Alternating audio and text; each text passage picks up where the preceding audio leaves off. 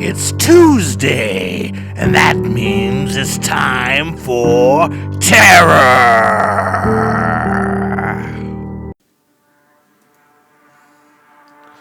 The wind howled fierce just outside our guard shack. Me, Rodriguez, and Johnson sat around a small wooden table. Rodriguez began to shuffle the cards and deal us out 2 pair. Just my luck, an ace and a 2. I looked over the monitors as the perimeter alarm went off for the 3rd time in as little as an hour. Well, shit, boys. I guess that's no coyote hanging around outside the fence line.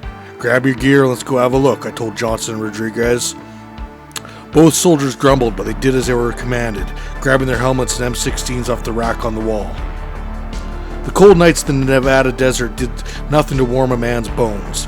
We trod out to our waiting Humvee and piled in. I looked over towards the main facility and outcropping buildings. All was quiet other than the light hum of outside lights. Some people think working at a supposedly top-secret military base like Area 51 must be a non-stop roller coaster of action and excitement.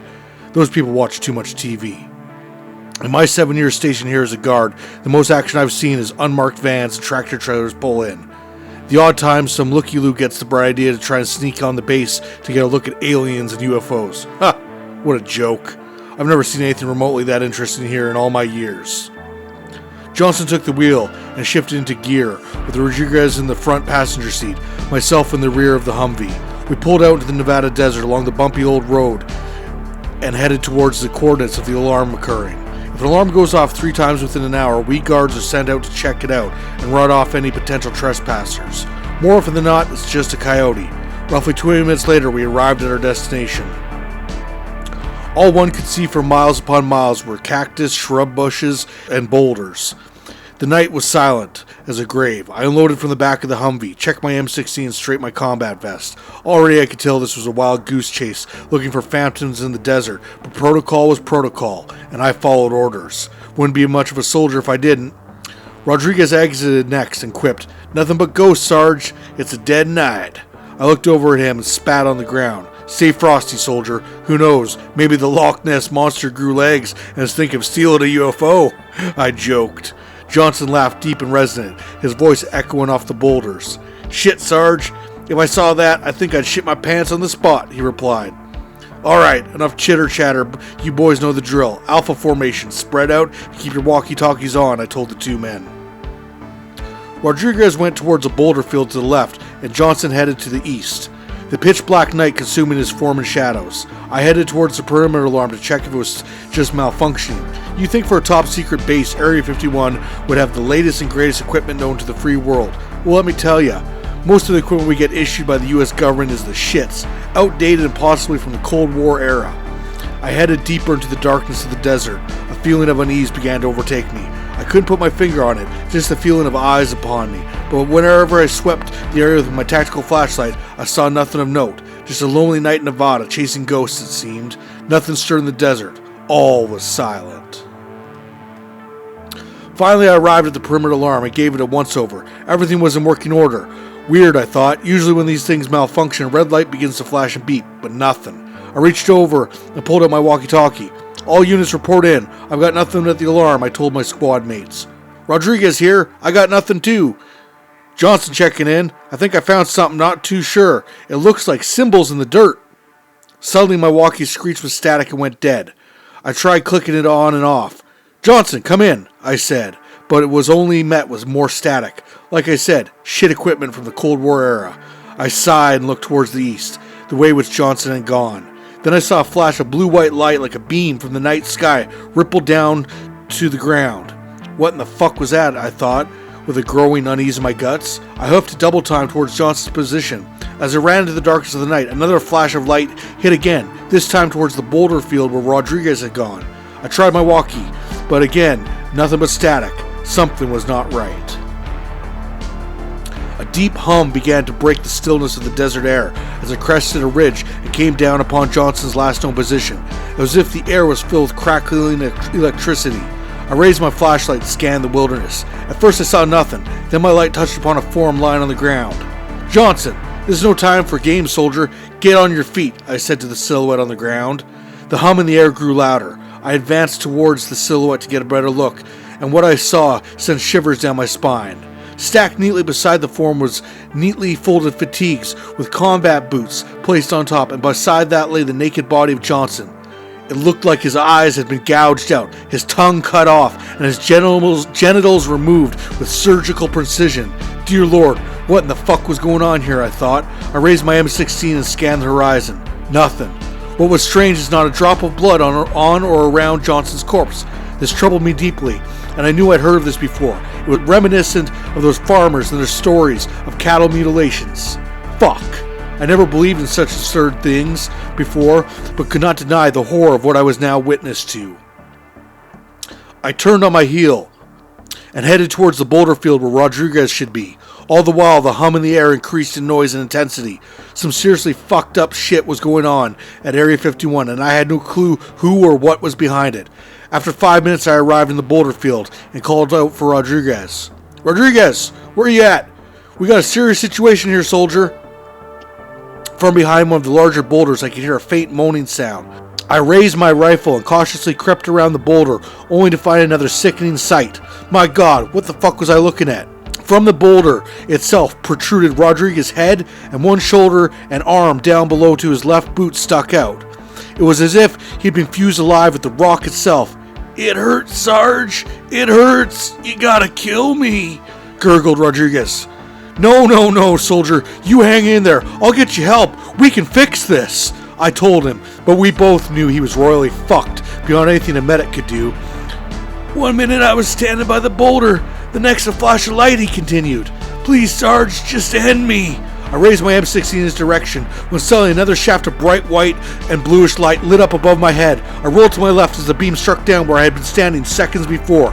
I got to my feet and began to run for the Humvee. All the while, Rodriguez, with his flesh fused into the boulder, moaned in pain. I arrived at the Humvee only to realize the keys were still with Johnson. Damn it! I looked overhead and now could see the dark outline of what appeared to be an object slowly moving towards my position.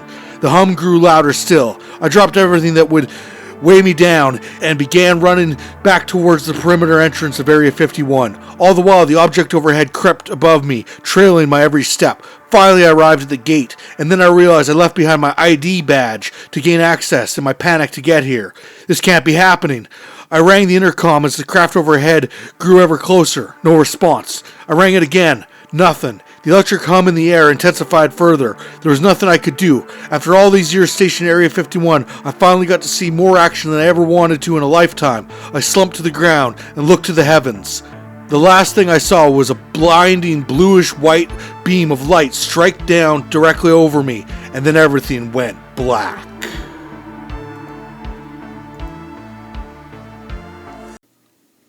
Well, fellas, looks like we got everything we need for a particularly good day on the lake, said Stuart to myself and the other fellas standing beside the truck and boat.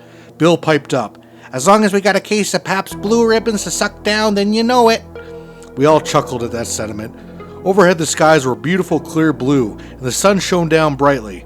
If ever there was a seemingly perfect day for a little fishing for suckerfish on Lakelese Lake, then this was it. Can't wait to try this new lure setup I saw on the Lake Masters TV show, exclaimed Andy, taking a long swig of his beer. Good old Andy. Always seemed to be 3 sheets to the wind long before the roar of the boat engine ever hits the water, I mused to myself. But he was a good old boy, just like the rest of us. He taught shop class at the local high school for a living. And with that, I think it's time we get out there and catch us some world-class fish, boys, I hollered and opened the front passenger door of Stuart's F-350 and climbed inside the cab. It didn't take us very long to head out from Copper Mountain Subdivision and make our way to the tranquil waters of beautiful Lakelese Lake, one of the best places in the world to fish for suckerfish if ever there was one.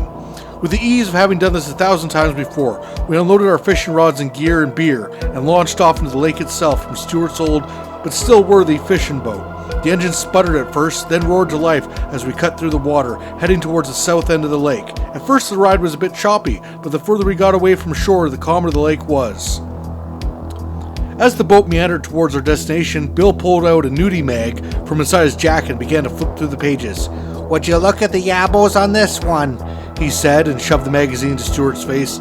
"Yeah, that's great there, Bill," replied Stuart, not particularly excited to stare at this pair of fake double D breasts on the page. "She reminds me of my high school sweetheart. She had boobs the size of watermelons, I tell ya, exclaimed Bill. Then Andy began to cough and spoke up. I remember your high school girlfriend. Didn't she sleep with half the basketball team behind your back, Bill? Bill's face flushed red. What the fuck did you say? Sheila was as faithful as an Amish wife to me, said Bill. Okay, ease up and simmer down, boys. We're almost at our honey spot, informed Stuart. Bill scrunched up his nose, an obvious disdain at being cut off and cracked a beer. I looked over the lake on this fine spring day and just knew we were in for some of the best fishing the year would give us. Call it a hunch. I checked over my rod and tackle box, making sure I hadn't left anything behind as we slowly came upon our favorite fishing spot at the south end of the lake. The water was a deep green and tranquil as could be. Stuart cut the engine and we drifted slowly. I got my fishing rig ready and made my first cast. The rest of the fellas did the same. I reached over and grabbed myself a beer from the cooler and took a long, deep swig of ale.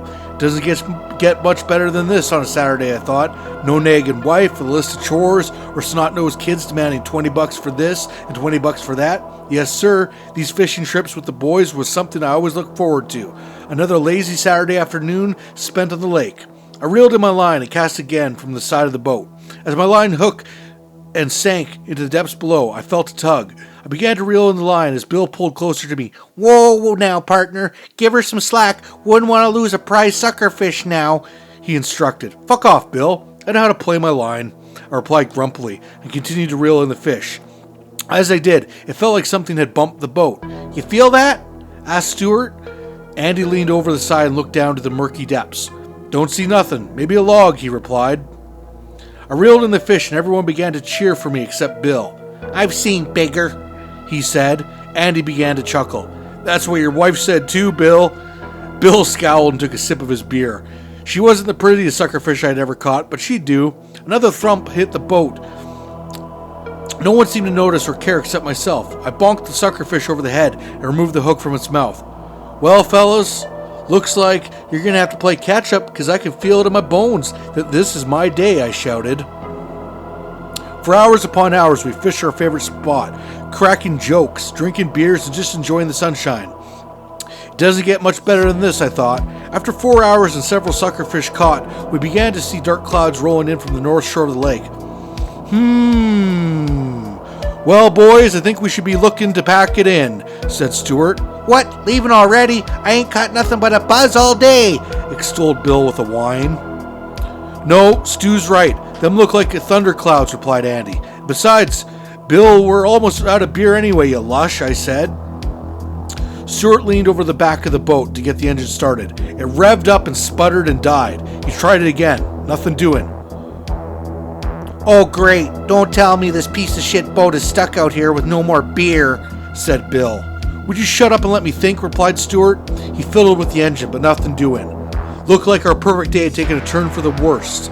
Then the boat rocked from left to right as if a log had banged into us. I looked over the side and saw nothing except a black shadow down below. It seemed to be rising slowly from the depths directly under our boat. Hey guys, are you seeing this? I asked to my best buddies. One by one they peered over the edge into the waters below that began to froth and bubble now. Stu, why don't you try that engine again, eh? I asked with a hint of unease in my voice. Stuart tried gunning the engine. It revved up something fierce, but it sounded like it was crapping out on rocks or something. Plumes of gray smoke issued forth, and finally it died. The waters around the boat began to churn and swirl and froth mightily. Andy peered over the side of the boat as we heaved from side to side. Suddenly, he went ass over end into the water. Holy shit, Andy! I proclaimed, as what appeared at first to be a giant snake pulsated out of the water beside us. No, it wasn't a snake, but my god, a giant orange and brown spotted tentacle with vicious-looking suckers on it. It wriggled in the air as if seeking prey. Andy gasped in the water and tried pulling himself back into the boat. The tentacle, with a malicious grace, swept over him and wrapped itself around his torso, dragging him back down to the depths of Lakelese Lake. There was no time to think, no time to act. Another 2 tentacles emerged from the depths, intent on harvesting more victims. Stuart stood up and began to batter one of the tentacles with his puny fishing rod. The thing was as round as an oak tree, all muscle and sinew. En masse. It crashed down on his head, wrapping around his neck. The sucker sucked deeply into his flesh and hauled him 15 feet into the air. The other tentacle grabbed his legs and ripped him in half. Blood and guts and flesh rained down upon us. Bill looked at me hopelessly. "Do something for the love of God! We're all gonna die!" he screamed at me. But what could I do? This unfathomable beast from the depths of hell itself was too big, too strong to be thwarted. Then a slightly smaller tentacle snaked its way up behind Bill. "Bill, behind you!" I yelled out, but it was too late. With frightening speed, the tentacle wrapped itself around him like a boa constrictor. "Fuck you! I'm not going out like this!" screamed Bill, and pulled out a large hunting knife from his belt and began to stab and hack at the sickly orange-brown tentacle. A greenish-black blood sprayed from it. At first, Bill looked triumphant until the blood landed on his face and body and began to sizzle. Rapidly, it began to eat through the flesh of his face and torso. "Oh God, it burns!" he screamed at me. The tentacle tightened its grip on him and pulled him overboard into the depths below. I looked down into the water, and all I could see was a massive, undulating, orange-brownish shape beneath the boat, and then slowly, what appeared to be an eye, the size of a Volkswagen Beetle itself, opened. Blood red with a yellow center peered up at me from 30 feet beneath the boat. I knew there was no escaping this beast. I resigned myself to the fate which would soon await me as I continued to stare into the massive evil eye. It blinked once, and slowly, the beast began to sink back into the depths of the lake. No more tentacles sprang forth to seize me. I sat there for hours until search and rescue came upon me, covered in the blood of my friends. To this day, no one in my town believes me that some hideous unknown beast murdered my fishing pals in cold blood. They all think I went insane, or we all had too much beer to drink and they all drowned swimming. But I know what I saw, and I know what lurks in the depths of Lakelese Lake. And let me tell you, I will never go fishing ever again.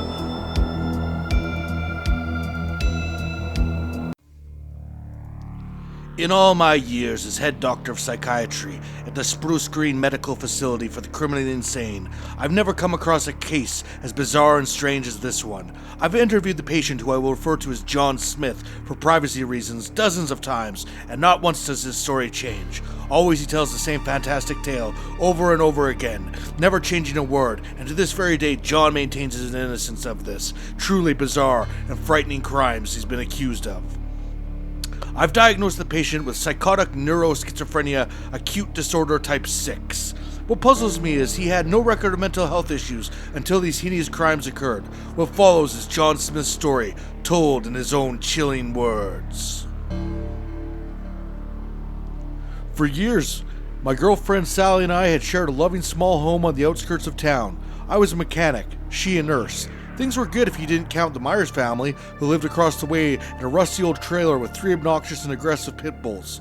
Yep, other than that, our home was idyllic. Susan maintained a beautiful garden in the backyard full of every kind of flower one could imagine. There was lovely rose bushes, towering begonias, luscious lavender, irises, poppies, and brilliant daylilies. It was a little slice of paradise Sally had crafted over the years, where one could sit back, relax, put their feet up, and enjoy the sunsets and cool breeze on summer nights. Throughout the garden, she had her knickknacks and sculptures and kitschy ornaments. A giant plastic flamingo perched on one leg, various ceramic ladybugs, and at the heart of the garden, the one statue that always, for some unknown reason, rubbed me the wrong way. A garden gnome. About a foot tall, with a white beard and red cap, and one winking eye, with a grin plastered across its stupid face. I hated its repugnant expression, almost with a religious zeal, and to this day, I can't tell you why the thing bugged me so much. All the trouble began late one evening on July 7th. Sally had picked up a night shift at the hospital, so I was left to fend for myself. I went to the store, grabbed a 6-pack of Bud Light and cigarettes, and plunked my ass down in my favorite lawn chair in the garden, intent on just listening to the radio and enjoying another fantastic sunset around 11 p.m. And I did just that, sucked down beer after beer and smoke after smoke until nature called, and as I stood up, a malicious and immature thought overtook me. I laughed to myself and sauntered up to the garden gnome with its stupid smile, unzipped my fly and pissed all over it. Heh, stupid gnome, I thought. I didn't know then, but I'm telling you, Doc, that's probably where all the trouble started. The next morning I awoke and headed out to the garden to find a grisly sight. Dead animals strewn about hanging from bushes and trees, all of them gruesomely hacked to pieces. There were squirrels, cats, and even a raccoon. What kind of sick fucker would do something like this? Then I heard the neighbor's dog growl by the side of the fence. Of course, it must have been one of Old Man Meyer's mutts. Oh, I was going to give him an earful, hell, maybe even push to have his dogs put down. I gazed over the carnage and noticed something strange. The gnome was covered in blood, and beside it lay a cooking knife from my kitchen. The gnome, still as a statue, of course, with its one winking eye and grin leered at me. I shook my head and cleaned up the mess of dead animals best I could. Didn't want Sally seeing what the dogs had done to her tranquil garden. I washed off the gnome with the garden hose and put the knife back in the kitchen block on the counter. Once again that night, I was in the garden hanging out as Sally worked, and once again I sauntered up to the garden gnome, fixing it with a hateful gaze. "Fuck you, gnome, and fuck your stupid hat," I proclaimed as I pissed on again, feeling better for having done so. The following morning, I found something that truly shocked me lying in the garden. My morning cup of coffee shattered on the ground as I stepped out the back patio door. Lying there, gutted, and all legs hacked off, was one of Meyer's prized pit bulls. Holy shit, I thought. Not good at all. I surveyed the garden and again found standing at the center of the garden the gnome, covered in blood, winking at me with a knife beside it. What the hell is going on around here? Who killed Meyer's dog and all those critters the other day? And why was my knife out here in the garden? Question after question raced through my head, but I had no answers. As evening approached, I formulated a plan. I would stay up all night to catch this garden intruder if they dared to return a third time. Obviously, they were gaining entry into my house and using my knife to cut things to ribbons and leaving the carcasses for me to find the next morning. This had to end before it got any worse.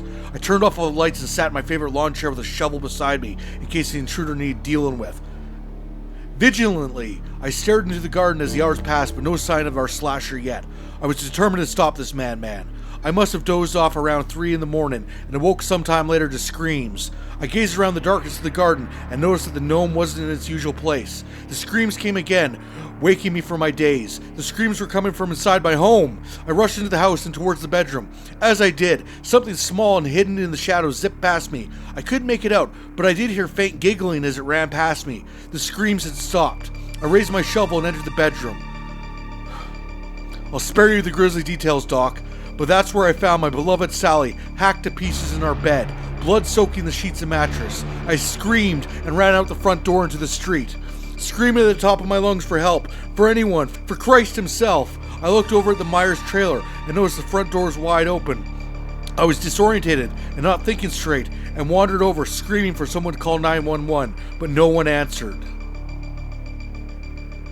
It was at this time I entered the Myers home, calling out to my neighbor for help, but was met with deafening silence. I moved from room to room, and what I found was more horror than any man should witness. Old Man Myers and his entire family had been hacked to pieces too. I turned and ran from the trailer and back into my garden. I stood in shock. What kind of sicko would do all this, and why didn't they kill me as well? As I looked around, I saw something truly bizarre and strange.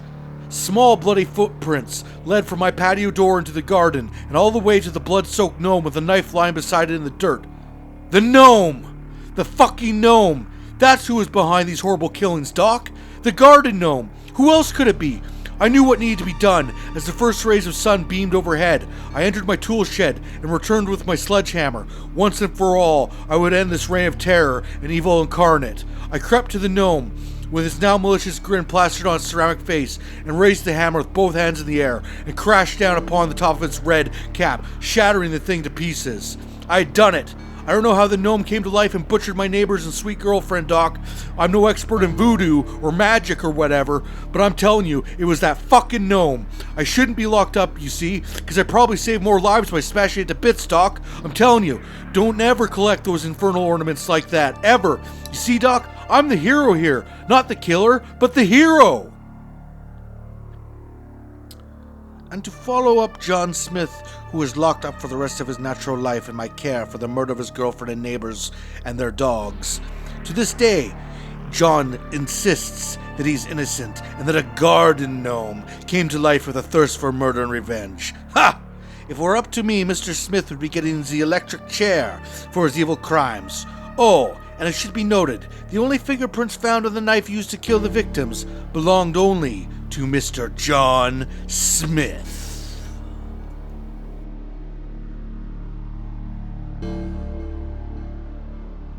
We hope you enjoyed these deliciously scary tales.